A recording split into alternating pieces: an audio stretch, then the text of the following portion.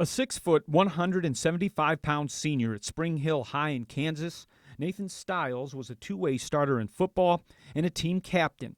But to his parents, Ron and Connie Stiles, he was just always, very special. I mean, the kid always had his Bible.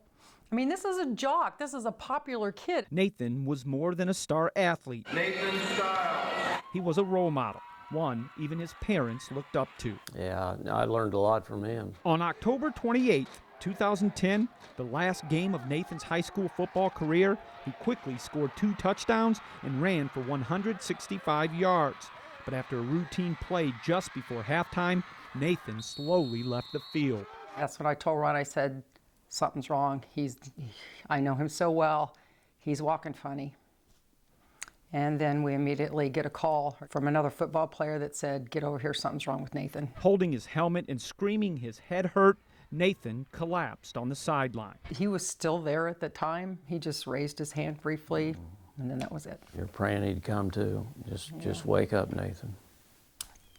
Didn't happen. His brain hemorrhaging, Nathan was flown by helicopter to the University of Kansas Medical Center. At 4 a.m. on October 29th, Nathan lost his life, 4 days shy of his 18th birthday. His body took the ride on the life flight, but I don't think Nathan was there. I really think we lost him on the football field. An autopsy revealed Nathan died from a subdural hematoma, a brain bleed suffered earlier in the football season. A CT scan also showed Nathan possibly suffered second impact syndrome. Second impact syndrome is that definition that we give to athletes that have a concussion when they haven't recovered from their first concussion. And in children especially, and young athletes, that can be life-threatening. First down, Broncos. Dr. Randall Goldstein works with the Center for Sports Medicine at the University of Kansas Hospital. While concussion symptoms are straightforward, Headache and dizziness and nausea and confusion. Dr. Goldstein says diagnosing and treating them in high school football can be more complex.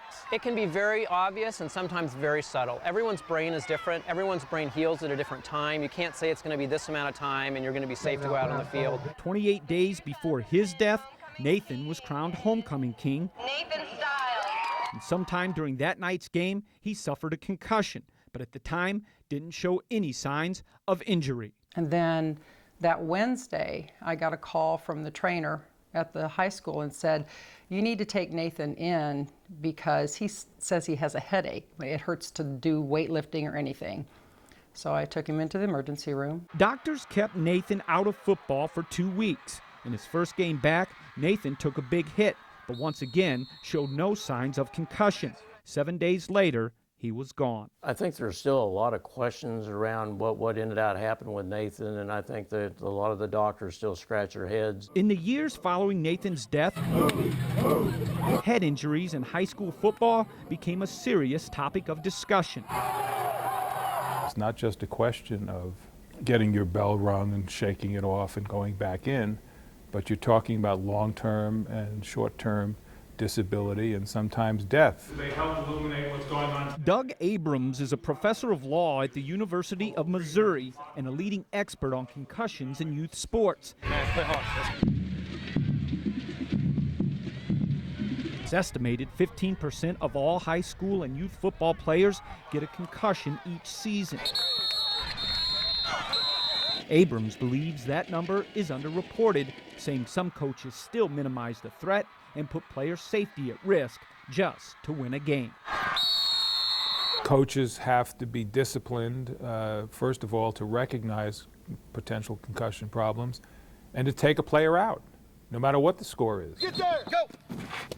Go, get there! Harvey Richards says that win-at-all-cost attitude in coaching is largely gone now from the game. We had to get him over that fear of, hey, I don't want my best player not playing. Richards is the Associate Executive Director for the Missouri State High School Activities Association. He says coaches, athletic directors, even parents get educated every year about the risk of concussions. Plus, strict rules are now in place to deal with head injuries on the sideline.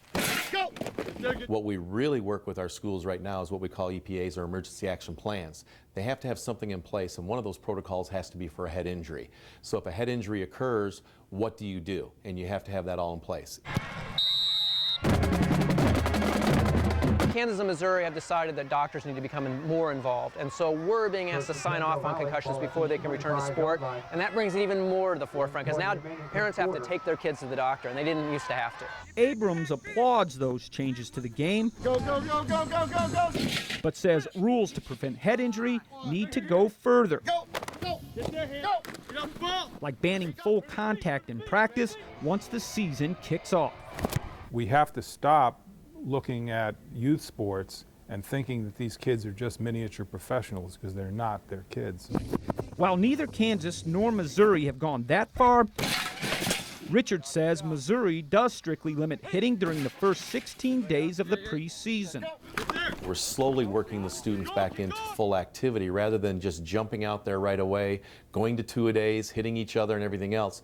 We have a 5-day window. You're limited to the hours of practice you can have. 3, you're limited to the amount of equipment that you can wear. And it takes 6 days before you can even put on the full pads. In August, the National Football League settled a concussion-related lawsuit, agreeing to pay $765 million to former pro players and their families.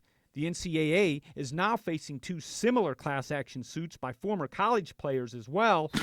And while the high school game hasn't been dragged into court yet, That's a ticking time bomb. Abrams says school districts are vulnerable to litigation in at least one area.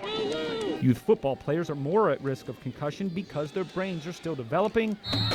But unlike college and the pros, when it comes to high school football practice, Most programs do not have a trainer on the sideline or a physician, but they should. I would say roughly about 25% of our schools are trained or equipped with trainers on site. And a lot of those then are really only, hate to say this, Friday night, tournaments, games where they're at. They're not there during the school day and at the practices when most of that contact is probably taking place.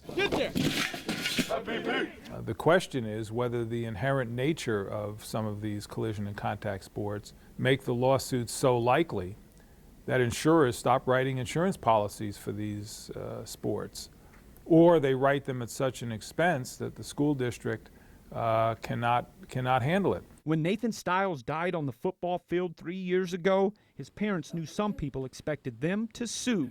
But for the Stiles, that wasn't an option.